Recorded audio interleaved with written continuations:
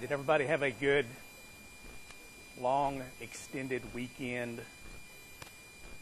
We had the first week of classes. You were totally worn out. You needed that long 3-day weekend. So now you're back. And this is kind of when I feel like we can really get into the classes. Because like I said, the first week of classes, you know you've got a long weekend coming up. And so a lot of times it's a little bit difficult. This is where we left off. If any of you were searching for the Tegrity video from Thursday's class, this is where we are right now, which it's gone from, I think it was saying not loading, or no, it was loading, but it loaded for about 3 days and never did to finish. So now I'm getting the network fault message. So if you're in class or if you're in the online class and you're looking for this particular lecture, if they don't have it fixed today, what I'm going to do is simply load a lecture from last semester's class covering the first part of Chapter 1. So it'll cover the same material, just if it refers to any dates or anything, just ignore that. Okay, because it will be from last semester. Now, I will say that this is not typical. Tegrity is actually pretty rare. It has been pretty reliable in the past. And so normally whenever I will record a class, it will be, when I leave class, I'll hit it to upload. Typically by the time I get to my office, it will be uploaded to the system. And then I will simply take that class from your class, and copy it to the online class so both of you have access to the exact same lecture. Well, for some reason it's not. They're looking into it. But anyway, if you see that, you'll know what's happening.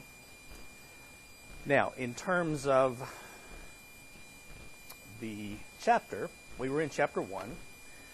I think this is about where we left off. Now, let me ask you if you have any questions.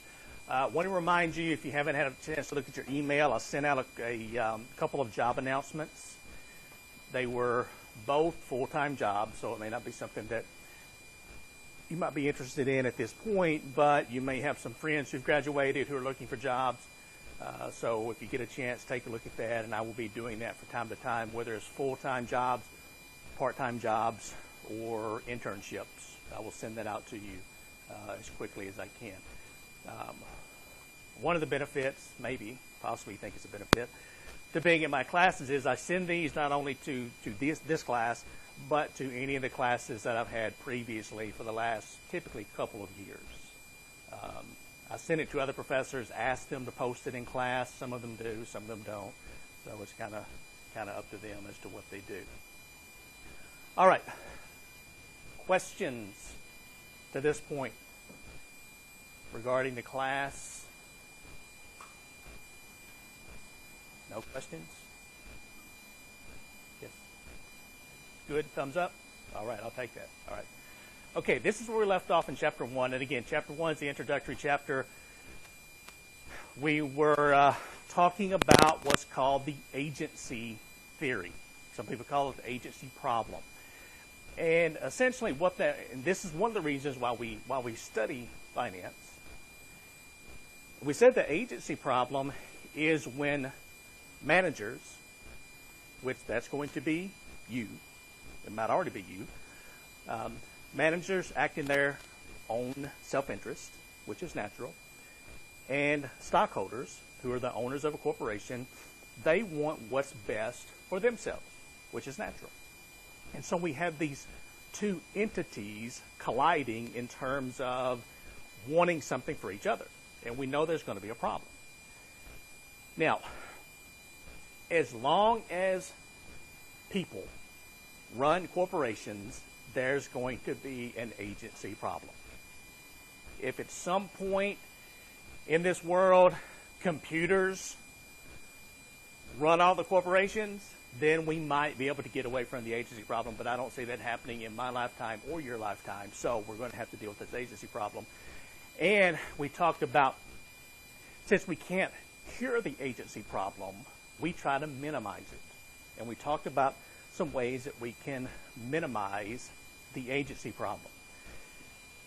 Now, one way is through what we call market forces. Now, we've already talked about this. I just wanted, we kind of went through this quickly, so I want to make sure everybody understands this because you will see this on the first test. And market forces, essentially, that's simply letting the market, which by the market we mean investors, the stock market, simply run its course.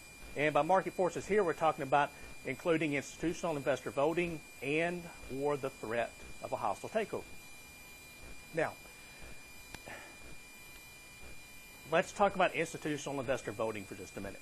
When it comes to investing, and I'm going to simplify this some, when it comes to investing, there are two major types of investors. There are personal investors. Okay, I would be an example of a personal investor. Okay, we're the small fish in the big investing ocean. So I may have $5,000 or $10,000 or $50,000 or $100,000 to invest, and I might buy stock in a company. So let's say that I purchase $10,000 worth of stock in Ford Motor Company. So I buy $10,000 worth of stock. I don't know how many shares that is. I can honestly say that as a stockholder, I am an owner of Ford Motor Company. I own $10,000 worth of stock. Now that sounds pretty impressive. I'm an owner of Ford Motor Company. But percentage-wise, I'm a really, really, really, really, really small owner of Ford Motor Company. Because there are literally hundreds of millions of shares of Ford Motor Company stock owned by individuals and other companies. So my 10,000 shares, which I haven't checked for it lately, I'm guessing it's around $20 per share, I'm estimating. And so with $10,000, how many shares do I own? I'll let you do the math on that. $20 per share, $10,000, 500 shares. Okay. So I own 500 shares, and let's say, for example, as a personal investor, I see Ford Motor Company's lineup of 2015 cars and trucks come out, and I'm just not very happy with those cars and trucks. So I pick up the phone. I call Ford Motor Company headquarters, and I demand to speak to the president of Ford Motor Company because I want to air my complaints. Am I going to get to talk to the president of Ford Motor Company? No. But what if I tell them that I'm an owner of Ford Motor Company? Is that going to help me get through to the president? Because remember, I own 500 shares of Ford Motor Company stock. So is that going to help?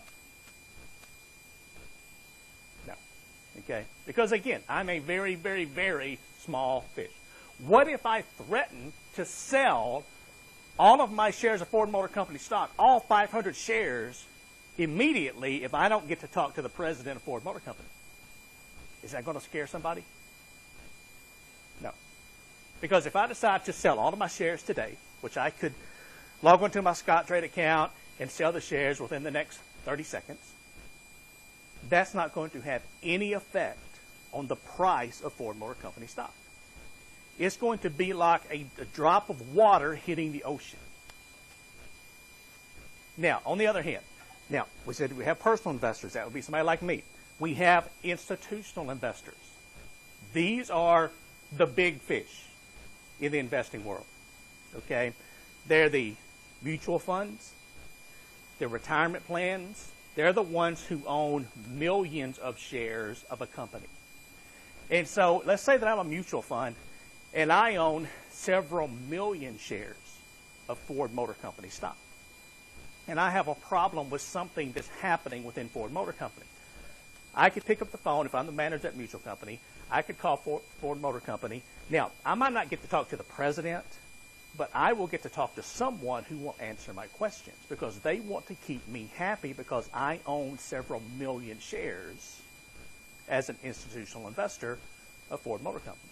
Because if I decide to dump several million shares into the market at once, the supply of Ford stock exceeds the demand, which causes what to happen to the price? It goes down.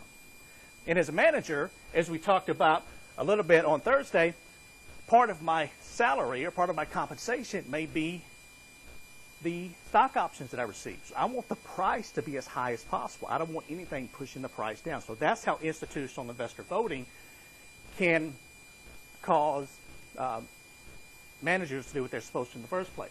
Also a hostile takeover, or the threat of a hostile takeover. Can anybody explain to me in really simple terms how a hostile takeover works? It doesn't have to be textbook, just really simply. Okay, so buying out a company. Okay, so how would we go about that process? Okay, so by controlling interest in the shares, so that's correct. Okay, both of those are right. Let me let's go through an example just to show you how this is going to motivate managers to do what's in the best interest of stockholders. Let's say that you, the people sitting here, you're the board of directors of a corporation. And as the board of directors, typically the board owns several shares, a lot of shares, large percentage of the outstanding shares of the corporation. Let's say that together, all of you own 20% of the company. And I am wanting to purchase your corporation. So I call all of you together, just like you would be here. And this starts out as what's called a friendly takeover attempt. Now, just making up these numbers, but let's say that currently your company's stock is selling for $12 per share. And it's been at $12 per share for the last 2 or 3 years. It just really hasn't moved. And you're not really happy about it. So I come in, I say, look, I'd like to buy your company. I think I can do a better job of running your company than current management. Now, the president and some of the maybe senior vice presidents aren't going to be happy because typically they're on the board of directors, so you're going to be sitting there listening to this presentation. And I'm going to be insulting the way you run the company. But that's life. So I offer you $13 per share if you would just sell to me. So you get together, you kind of talk about it some. The president of the company is really against this idea because if I buy the company, the first thing I'm going to do is insert my new management team, which doesn't include the current president. And you decide not to sell.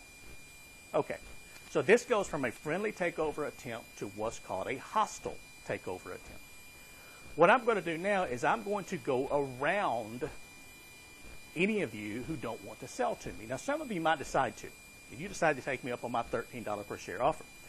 But I'm going to try to contact the other stockholders who aren't on the board of directors. I can do this if I can get a list of stockholders. I can contact you directly. I might do this by simply taking out a big full-page ad in the Wall Street Journal. Simply saying, stockholders of XYZ Corporation. And I'll kind of outline what I'm trying to do. And I will offer you more money than your stock is currently selling for in the stock market. And if I can convince enough of you to sell your stock to me, I have controlling interest in the corporation. And once I have controlling interest, I can do one of two things. One is I can simply kick out the current management.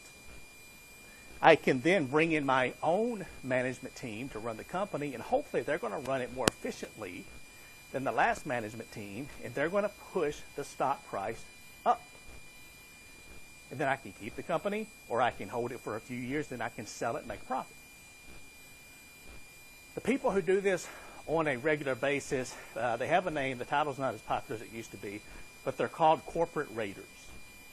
And corporate raiders, they're people who will go in and buy corporations, buy and sell corporations, just like you might buy shoes. There's just more zeros on the end of the transaction. But they'll buy and sell corporations. Now, a second thing that I could do if I take over this corporation is I could simply pull it apart piece by piece and sell it off. That's an option. Because some corporations, and we'll get to this in chapter 3, when we get to the financial ratio chapter, but some corporations are worth more apart than they are together. An example of this would be something like, let's say that I'm driving down the road and I see an old kind of beat up car sitting on the side of the highway with a for sale sign in the windshield. So I stop, I pull over and look, and it says car for sale. It's a early 90s model something or another. Doesn't run. And they want $500 for it. So I'm looking at the car and I'm thinking, you know, this car together, you know, maybe it's worth $500. I don't know. But let's say that I take the car home, I get a car hauler, I put it on the trailer, I take it home, and then I start taking the car apart. And I sell the seats separately. I sell the steering wheel. I sell some engine components. I sell the doors. I sell the wheels. I sell some other body parts. And I sell this entire car piece by piece for $2,000. That car was worth more in parts than it was as a whole. And some corporations are exactly like that. They're worth more torn apart than they are together. And so, again, since most managers like their jobs, they don't want their stock price to get down to the point where they could be a hostile takeover target, much less the victim of a completed hostile takeover. So that's why hostile takeovers, or the threat of a hostile takeover, tends to make managers act like they're supposed to in terms of treating stockholders. Does that make sense? Sort of how that works. And then we've got some other agency costs. These are things like, if we talk about monitoring expenses, one of the most popular monitoring expense is an audit. Audits are very expensive. Bonding expenses, an example of that is fidelity bond. Opportunity cost. These are missed investments due to a corporation's large size and red tape. And then structuring expenses, which you need to know these are the most popular, powerful, and expensive of all the agency costs. And examples of these are things like bonuses and stock options. And as we talked about on Thursday, stockholders will pay these expenses as long as the benefits of them exceed the cost. Okay. Now, the ethics part of this chapter, there's not a whole lot there, but if you would, take a look at that on your own, please. Just read through that. And then it talks about corporate governance, so you can kind of take a look at that on your own if you would. And then finally, at the end of the chapter, or maybe it's in the appendix, it talks about careers in finance. And so, you know, you can look at the list here. These are just some of the jobs. And as I said the very first day of class, one of the things that I'm going to try to do this semester is I'm going to try to interest some of you in the field of finance. Because, I mean, there's a lot of great jobs out there in finance. And a lot of times, you know, when we think of finance, we think of being a banker, maybe being a loan officer, or being a stockbroker, or maybe some other type of investment advisor. But we really don't think about all the different types of jobs in finance. So you can see just some of these listed here. And I've had a lot of students go into some of these different types of careers. Over here, bank examiners. Got a lot of students, former students as bank examiners, managers in banks, appraisers. You can see a lot of the accounting-related positions. We could continue on. You know, banking by itself, you know, has just thousands of different types of jobs available. You know, budget specialist, cashiers, and you can just keep, again, going down the list. Financial advisors, financial analysts, financial counselors, investment bankers, leases, loan officers, loan processors. I mean, again, you can just keep going down the list And one of the last jobs listed here, actually the last job listed here, is something that I talk to basically every one of my classes about, because it's something that I would at least like you to think about. And that is the job of a college professor. How many of you entered college thinking you wanted to be a college professor? Raise your hand. Okay, let's try this again. How many of you, no, it's not going to work. It's not going to change. I don't understand that. I mean, when you were a kid, didn't you want to be a fireman, a policeman, a princess, a college professor? I mean, isn't that what kids... You didn't play college professor when you were a kid? Seriously? Okay, well, I mean, truthfully, most people don't. I didn't.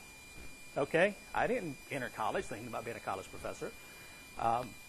I had a couple of professors along the way at both the undergraduate and in my master's degree who mentioned, hey, you might want to think about this. And when they mentioned it, I'm like, yeah, you're kind of crazy. And I just went on with my life. But it is something that I think some of you should think about, because, again, I've talked to just about every student who's ever passed through my classes about this. And the reason it's important is a couple of reasons. One is it's a pretty darn good job. Okay? And secondly, there are a lot of business professors who are going to be retiring in the next 5 to 10 years. Unfortunately, I'm not in that category. Okay? By my calculations, I've got about 20 years left to go. But if you look around the halls of any university, just walk, on any campus in the United States and around the world, you're going to see a lot of gray-haired business professors. I'm not talking about mine. Okay? I'm talking about the ones who are close to retirement. So that means there's going to be a lot of openings. And again, most college students, they don't really think about this. They're just kind of like, okay, I'm going to go into the working world, and the professors are just going to do what they do. But let's talk about some of the, and again, I talk with all students about this, so you're not going to hurt my feelings with any of your answers. But if you were to become a college professor, and I'm talking about business professors, so finance, accounting, management, marketing, information systems, economics in some schools is a business discipline. In some schools, it's a social science discipline, so sometimes economics. What would you say would be some of the benefits if you decided to become a college professor? What would be some of the good things about the job? Time off. Okay. So that's true. You can, a lot of times people see the schedule and they think, well, summers, you're off all summer. You get to play all summer. Or Christmas break, you get to play all Christmas break. Well, it's not maybe quite like that, because we do a lot of work. We do research and maybe some consulting work and stuff that, people don't see. But still, you do get a lot of time off compared to regular jobs. That is true. So good answer. Other answers. What are some of the benefits of being a college professor? Okay, your kids get to, here at Murray State, your kids actually get to take 6 classes per year. Though it's not completely free, but your spouse or your kids can do that. Influencing young people. Okay, so that hopefully you're influencing them in a positive manner. But you get to influence, you get to talk to people, and not just young people. I've got students who range from 18 or 19 to some in their 60s. But you get to work with people who, for the most part, want to learn something. Now, I'm not saying that everybody in this class is on the edge of their seat every second of every lecture, just, listening to what I have to say. But you're here for a reason. You've made it this far. And so that's one thing I like about finance is I don't see students until they're a junior. And so by that time, most students that aren't going to make it, they're already gone. So I get the serious students. But, they pay me to come in here twice a week and talk to you about something that interests me, and I get to talk to intelligent people. That's not bad. Okay? That's pretty good work if you can get it. Okay, any other benefits? So we talked about time off, tuition, working with people and influencing people who want to learn something. Yes, ma'am.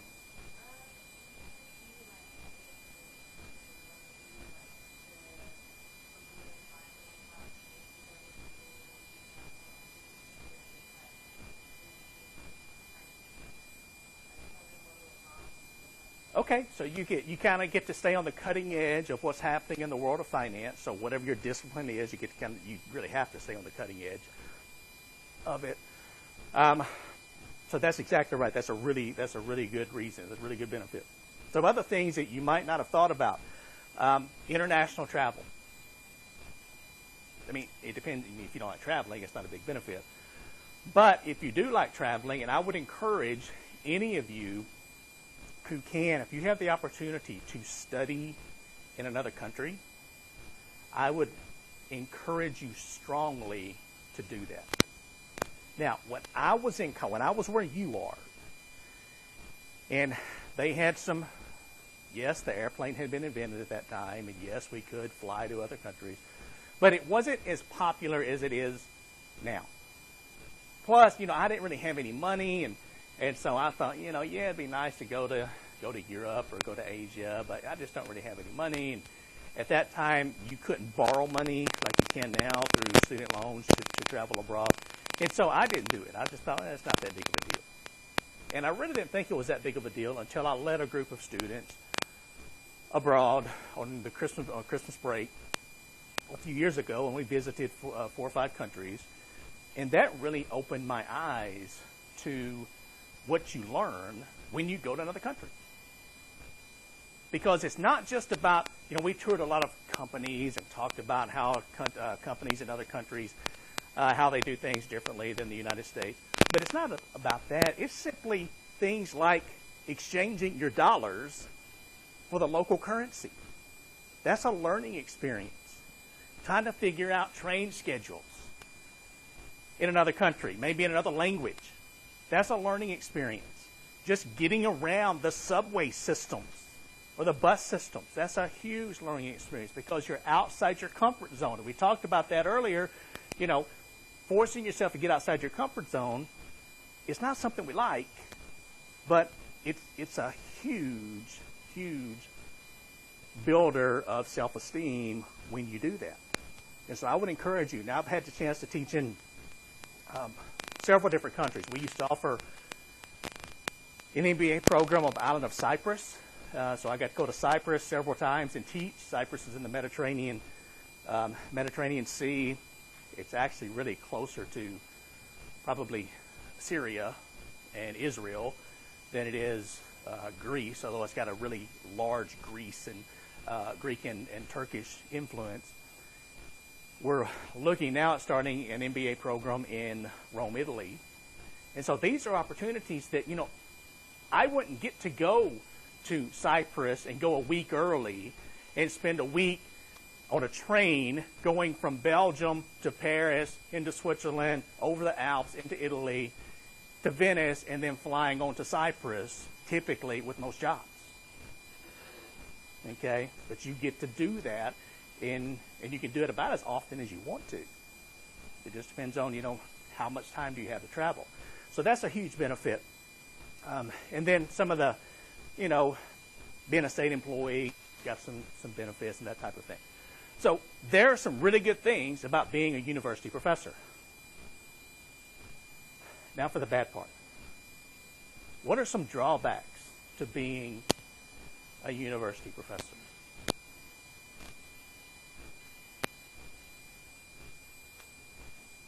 There's bad things with every job. So low pay. Okay. Man, that's one people don't want to mention. Okay, so low pay. People don't want to bring that up. I'll come back to that in just a minute, okay? What else? still being in school. You talking about like having to go to school for so long? Or like me? Okay, well, see, I don't think that's a bad thing, though. Maybe because I don't have to sit there and listen to me. Maybe that's the benefit of it. Okay? If I had to sit there and listen to me, I might feel differently. But, what I like about that is every semester you have a new group of students. Now, I really like my students, and I really like working with students and helping them get jobs and get ahead and keeping in touch with them. But even if I didn't like this group of students, and by the way, that's not the case, but even if I didn't, if I'm like, May 1st rolls around and I'm like, thank God this group of students is about gone, okay? I get a new group of students in the fall. So I get to start over every semester, no matter how bad things were last semester. Although things were bad last semester, and I don't expect them to be bad this semester either. But you're right. If you don't like school, maybe you need to stay away. That reminds me, though, to be perfectly honest with you, I never really liked going to school. I never really liked going to class. Now, I'm not encouraging you to do this, but I probably skipped more classes than I should have when I was in school. There was always something more important to do. There was always, like I said, I'm a big outdoors person, so I could always go fishing, I could go hunting, I could go do something besides go to class. But when I missed class, it encouraged me to work harder whenever I went back to class, okay? So I'm not encouraging you to miss class, but I'm telling you, you don't have to be that person who says, man, I love going to class to be a college professor, because I wasn't one of those. Okay, so what else? What are some of the other drawbacks? Tenure, the tenure process. So you got to go through the tenure process. Yes, going through that, the 6-year process. You've got research, service work, and teaching. All three of those going to the tenure process. If you don't get tenure, then you're looking for another job.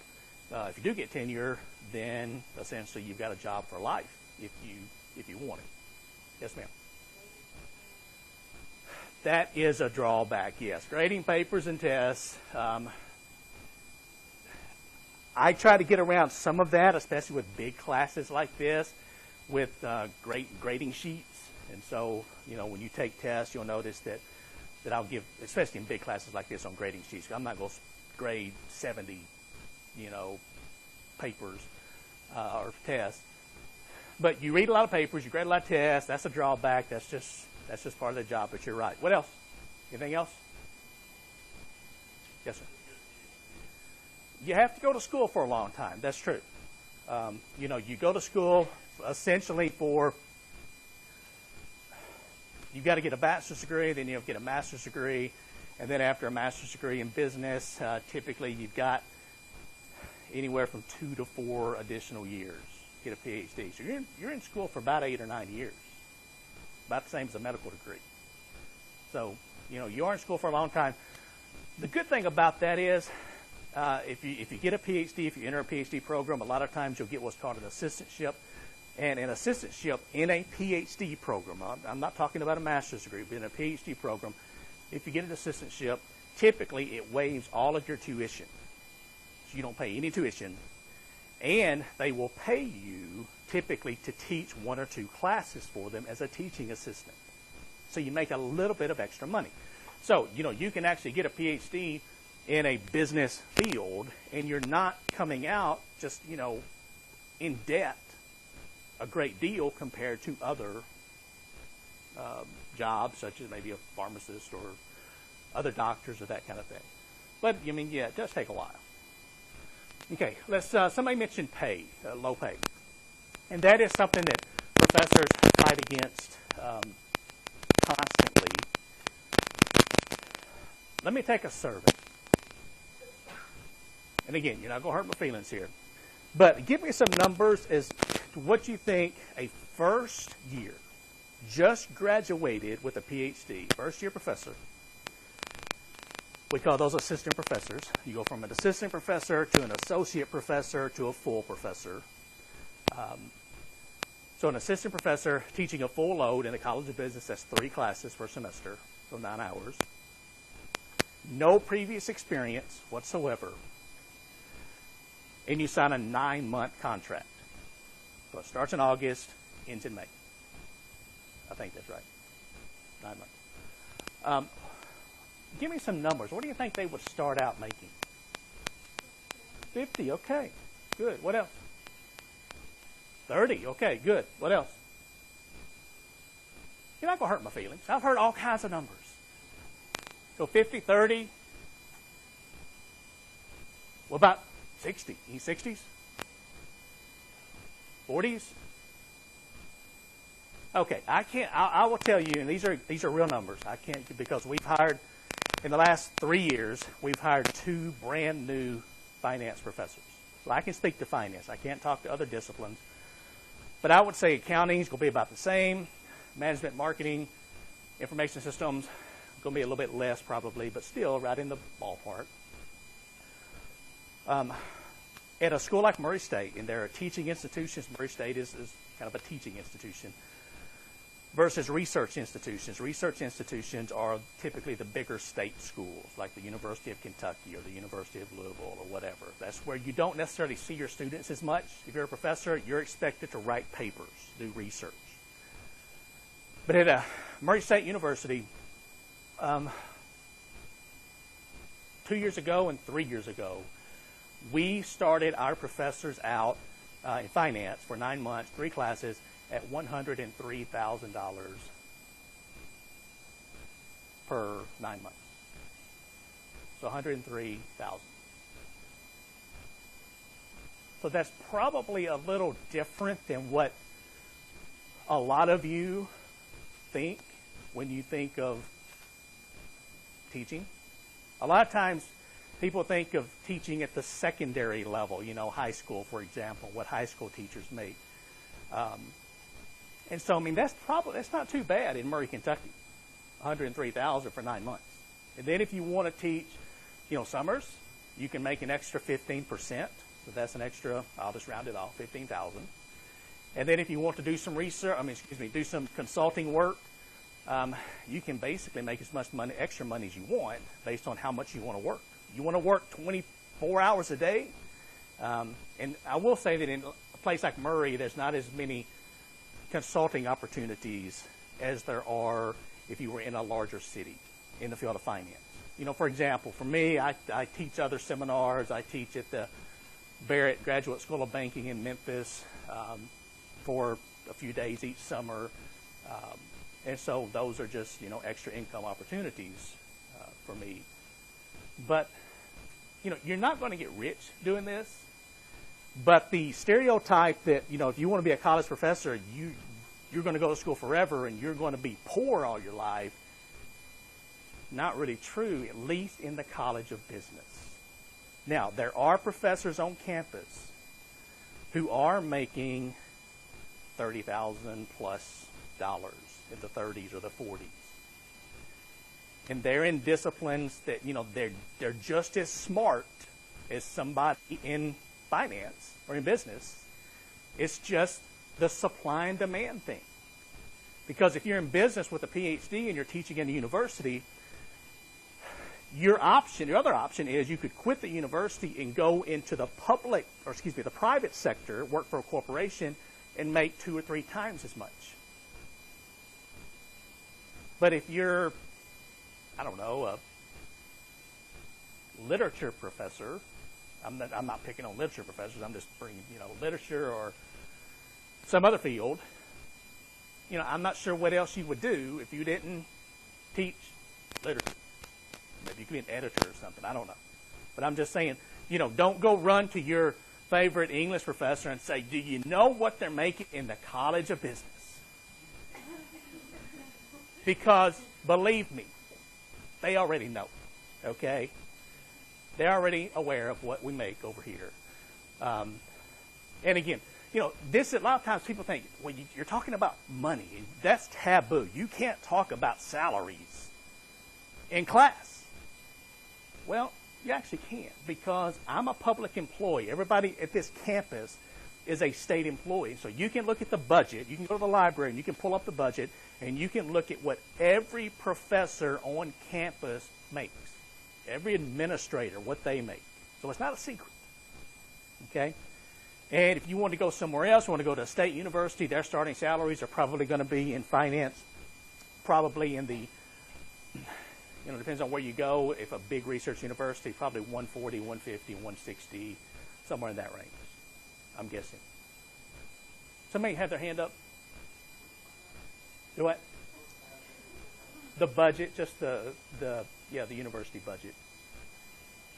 And if you do go look at that, keep in mind that the numbers they're going to show you are just going to be what's called their base salary. And the way some professors are paid are kind of funny, so it's not going to include some dollars. It can be a little bit misleading sometimes. Now, I don't talk about this. I don't talk about the money. And a lot of times when I bring this up, I feel kind of hesitant because I don't want you to think, well, Dr. Lacewell's talking to us about this because, he wants people to know how much money he makes. That's certainly not it. Because you're going to hear me talk a lot of times this semester about when you choose a career, and you don't have to choose your lifelong career right now. Okay? A lot of students get caught up in, what am I going to do for the rest of my life? Hell, it don't matter what you're going to do for the rest of your life. Concentrate on the next 4 or 5 years. Then in the next 4 or 5 years, you might change. You're going to change as a person. Your interests are going to change. Your personality is going to change. So you can change jobs. You can change careers if you want to. So don't get so caught up on careers. But whatever you decide to do, if you'll take my advice, it will make your life much easier. Do something that you absolutely love to do. Something that you're excited about doing. Because if you're excited about it and you love it, it's still work, but it's not nearly as bad as if you hate what you're doing. And I've had those jobs.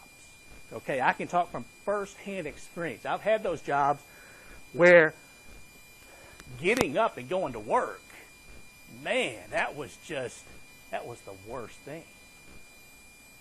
You get what's called Sunday night syndrome. Sunday night syndrome means on Sunday nights you start worrying about having to go to work the next day. You have trouble sleeping on Sunday nights. You're like, God, I gotta get up and go to that hellhole tomorrow. I hate my life. You're miserable. Everybody around you is miserable. And then it gets worse. It becomes the Saturday syndrome. And then eventually the Friday afternoon syndrome. Because when you're driving home from work on Friday afternoon, you're counting down the hours to when you have to go back to work. It's not worth that.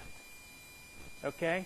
My only exception to that rule is if, for example, you can throw a 104 mile per hour fastball consistently and you hate baseball, but somebody's going to pay you $15 million to throw that fastball, I don't care if you hate it, okay? You sign that 4 or 5 year contract, you make your $60 or $75 million, and then you get out of baseball and never touch one again, okay? Invest well, you don't have to work again in your life. But most of the time, we do what we don't want to do for an extra $4,000 or $5,000 per year. The job we want versus the job we hate, and the one we hate pays an extra $5,000. Well, yeah, that's important, but it's not worth it. Because typically people who love what they do a better job. And when you do a better job and you're excited, you get better pay raises, or you get other opportunities for advancement. And so the money kind of takes care of itself. Okay? So if you're in something you don't like and you're afraid of disappointing your parents, or your friends, or if it's going to take you an extra semester or an extra year to graduate, and you can do what you want to do, my advice is go ahead and do that. Because 10 years from now, 20 years from now, you're not going to know that you spent an extra year in college or an extra semester. But you're going to be happy. And when you stop being happy with something, do something else. So again, I'm not bringing this up. I don't bring up the salary part Because, you're not going to get rich being a professor. I'll tell you that. You can live a very comfortable life if you're smart with your money, but you're not going to get rich. But again, it's something that most people don't think about. And I've given this talk to other classes. As a matter of fact, probably at this point, I'm guessing 8 or 10 students, and I've had a lot of students, but about 8 or 10, have decided to go back to school at some point. A lot of them graduate first and work, and then they decide to go back and get a PhD at some point in their life. And hopefully they're very, very happy with that decision. All right, so questions about any of these jobs, any of these careers? And if any of you want to come by and talk to me at some point, say, hey, yeah, that sounds kind of interesting, or I'd like to know more about it, just shoot me an email. Say, hey, I want to make an appointment with you. I want to come by and sit down and discuss this a little further. I'm interested, but I need to know more about schools or how to get in, or some of that stuff, what's required, all of that. I'd be happy to talk to you about this, or other jobs too, not just becoming a professor, but any jobs, really. It doesn't even have to be in finance. You can get my opinion on other jobs if you want to. If I don't know anything about it, I'll be honest with you and say, I know nothing about that job. Okay? Yes, ma'am. Do you have time to do other jobs? You have enough time to do other things like Well, I do. You have consulting work that you can do, and again, it depends on how active you want to be. You can do that for corporations. You can teach for other. There's online universities that offer like professional certificates, or like I teach for a banking school where bankers from around the country go for 1 week per year. And so those are opportunities, and the fun part about that is it's just a little different audience. You're still teaching, or you may be doing some research, or you may be an expert witness for a corporation, or sometimes you value companies. That's a big thing for finance professors. So if a husband and wife are going through a divorce and they own a company together and they want to know what's the company worth, a lot of times they'll hire a finance professor to value that company so that they know how to split up the assets. And you get paid pretty well for doing that. So you don't have enough time to have a completely separate job, and you probably wouldn't want another completely separate job, but you can work as hard as you want to.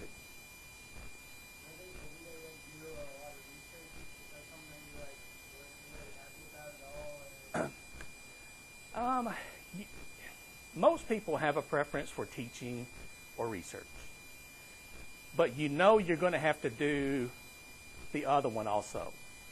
And so you have some people, they love teaching. I love teaching. I love being with the students and spending time with students. But research is also important, because research keeps me up to date on what's happening, the cutting edge of finance. And the great thing about research is you can research whatever you want. If you're a sports fanatic and you're a finance professor and you want to research the financial benefits of winning a Super Bowl for a geographic location, you can write a paper on that. If you're an outdoors person and you want to write a paper and you're in finance and you want to write a benefit on the fishing industry and its benefit to Western Kentucky, whatever, you can write a paper on that. You can find a paper to write on any topic. And that's the fun part about research, is you can choose what you want. Again, it takes, you have to balance your work life pretty well when you first start out, because you've got so much research to do. You've got to get that done. You've got to get those papers accepted at the journals. You've got to make presentations at conferences. But again, that's an opportunity to travel, so that's a benefit. They typically have conferences in pretty cool places, so you get to go somewhere warm in the wintertime or whatever. But it's there. So even though you may not be research, might not be your key thing, it's there. You're going to have to do it. So you just sort of just come to terms with it. Good question. Other questions? While you were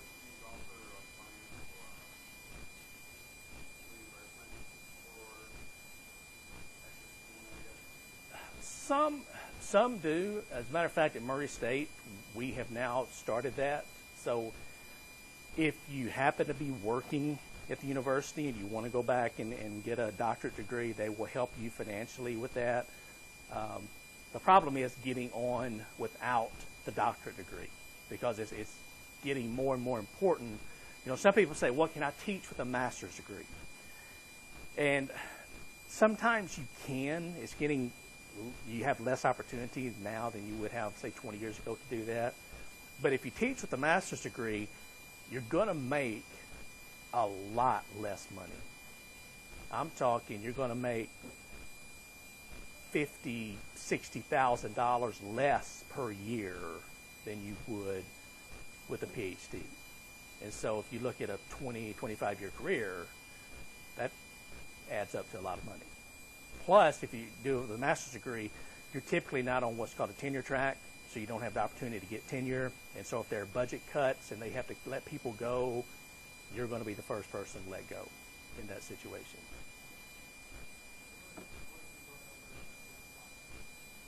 We are, yes, yeah. We're going to talk about that.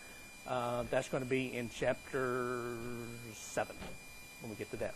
All right, so any other questions? I think that's the end of chapter 1.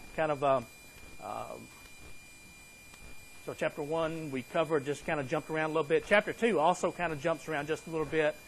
But if you get a chance, be reading chapter 2, be printing out the slides from chapter 2. Hopefully this integrity video will load, so I'm going to work on getting that done. Be reading chapter 2, and I will see you on Thursday. So have a good day.